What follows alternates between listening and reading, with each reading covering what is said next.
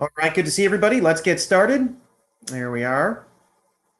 You should be able to see the screen. Sound should be fine. Let's get started. We have some trading opportunities to look at and a mini lesson with all this. So let's jump right in.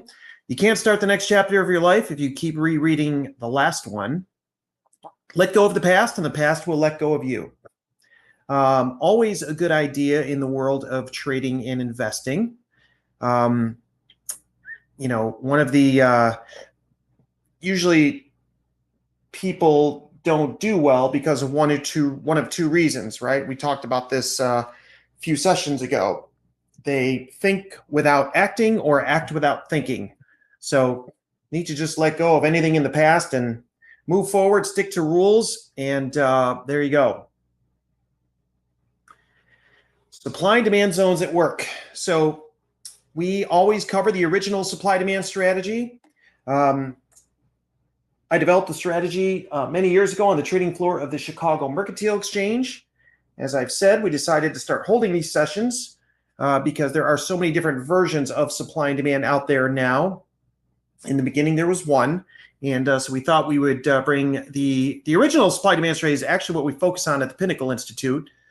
All members and the team, we all speak one supply and demand language. And wanted to bring that to you here to help with anybody who's confused out there, seeing all the different stuff on the internet. And so let's keep going. Remember, the Pinnacle Institute is not an investment advisor. I am a licensed fund manager. And there is no guarantee of success when it comes to trading and investing in the financial markets. And as I try to always remind everyone, the research does show that most active traders lose money. So be careful. Don't jump into this too fast. Make sure you understand what you're doing. Make sure you're okay with the risk and understand the risk.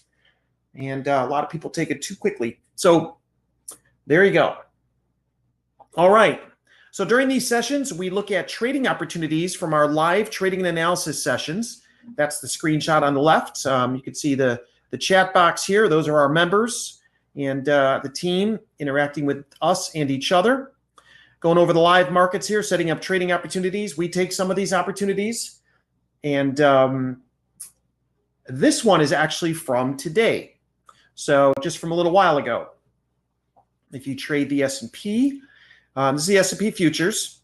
So this morning in the session, we were going over a demand zone down here, and we had a big economic report come out this morning. But if you look at this trading opportunity down here, so two things. One, here is the qualified or real demand zone. And two, notice the trading activity all the way up here, okay? So prior to the economic report coming out, I think it was CPI, an inflation report here in the United States, fair value was right up in this area earlier this morning and later yesterday, right? It was right up here. Demand or wholesale prices were right down here at the 43.96 area. The number comes out and price moved from fair value. It was perceived negative for a bit. Sellers or supply came into the market, drove price out below fair value down to our qualified demand zone or wholesale prices. Remember the governing dynamics of supply and demand and how they work. Competition to buy caused price to turn and pushed it higher. Where does it move to? Typically back to fair value. That's how prices move in any and all markets, right? How you doing, Alex? Good to see you. All right, let's move on. So that was from this morning. Here is one that from yesterday and into today. So the markets were up and had a little drop. Thought we'd look at a stock that we were looking at, which was Starbucks. Okay, you can see the qualified supply zone here. And what I want to help you focus on here is when prices came back to our qualified supply zone, notice the gap. See this little gap here? It's actually a big deal because we call this gap a novice gap.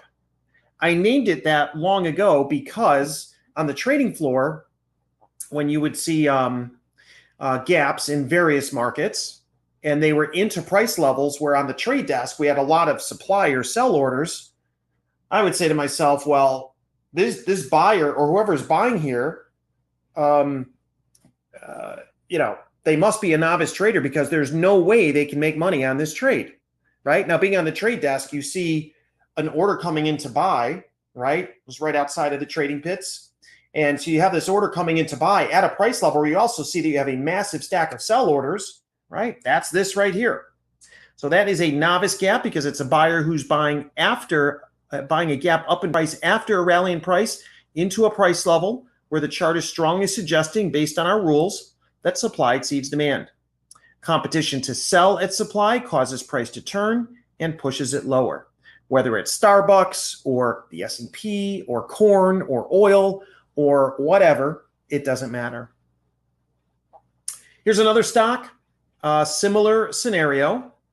What I want to point out here, though, if you look at the supply zone we were going over in the session in this stock, notice the profit zone or the distance to the demand zone below, which was not even a fresh zone at the time, right?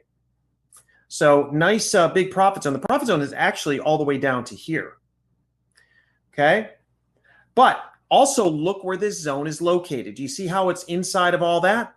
Well, that's never going to be a high probability supply zone because of its location, which, it's no surprise that price went pretty deep into the zone. Ultimately, it turned and moved lower as it should. But, don't be surprised when price goes deep into a zone like that when it's located in the middle of that range there. Does that make sense? All right. Just some little thoughts and notes on these. So now, the ones we just looked at were more, I'd say these last two were probably swing trading opportunities that S&P could treat as a day trading or a swing trading opportunity. We do have some sessions. They're called the open exchange sessions. And you see that's Nick there. He's fantastic. Pure supply and demand. So he leads these open exchange sessions. These are sessions that are held right at the open of trading to capture that supply-demand imbalance that often is present at or near the open of trading. Same thing here. So these are very small time frames, very small. And so here we have demand zone at 43.80 right here. And you can see there's that same zone. And notice the rally out of that zone, suggesting a pretty big imbalance here. And then when price came back to the zone, what's important to notice here is how high price went over here. Because when we think about buying at demand, which we would right here according to our rules, the important thing is obviously two things, right? How likely is price to turn? Well, our rules suggest that was a fairly high probability demand zone. And secondly, where are the sellers? Where is the supply?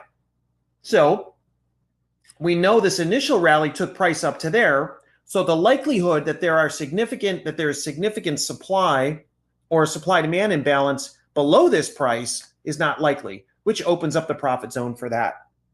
Make sense? Let's look at oil. Oil just made a huge move to the downside and the upside. That's because we hit a very high probability supply zone here. You can see location-wise, it doesn't get much better than that. That's USO, the ETF, one of the ETFs for oil.